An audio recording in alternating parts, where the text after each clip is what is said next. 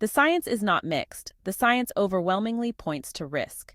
The only reason anyone can claim mixed results is because industry-funded studies muddy the waters, just like big tobacco did for decades.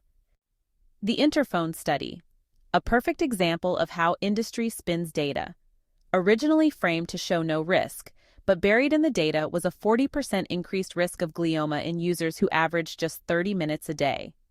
30 minutes per day was classified as heavy use. That's laughable by today's standards, when most people use their phones for several hours per day. Later analysis revealed that even those moderate users had increased risks, but this wasn't emphasized in industry narratives. This kind of manipulation happens over and over. Industry studies set criteria that make it difficult to find an effect. When risks are found, they downplay them. Regulators then point to these biased studies to justify doing nothing. The reality: there is no legitimate safe body of evidence. The overwhelming majority of independent studies show biological harm. The few studies that claim no harm are disproportionately industry-funded. No long-term safety studies exist proving RF is safe at current exposure levels. Thermal-only guidelines, a dangerous and deliberate oversight. The FCC's standards are based on 1980s radar data. That means they were already outdated before they were adopted in 1996. The genome hadn't been mapped, so we had no way of studying genetic damage from RF. Non-thermal effects were already being observed, yet they were ignored because the technology to explain them wasn't mainstream yet. The FCC guidelines were never about biological safety. They were designed to keep the industry growing. It is correct to say that thermal-only effects are only found when the study is designed to look for them exclusively.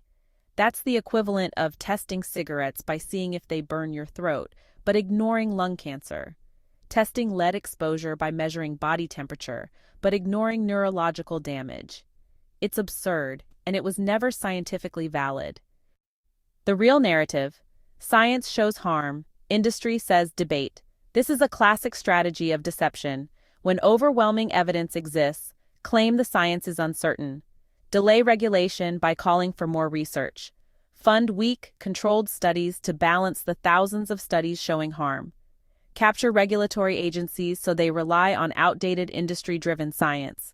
Suppress independent research through funding cuts or academic pressure. That's not how real science works, it's how industry stalls regulation. The bottom line: the science is clear. RF radiation has non-thermal biological effects. The only studies minimizing risk are industry-funded. The FCC's standards are based on obsolete, incomplete science. The illusion of debate exists only because it benefits the telecom industry. So, saying the science is mixed is playing into the industry's framing of the issue, and people need to start pushing back on the science is mixed. The real scientific consensus is that RF exposure is harmful. Period. Visit RF Safe to learn more. Safe 2.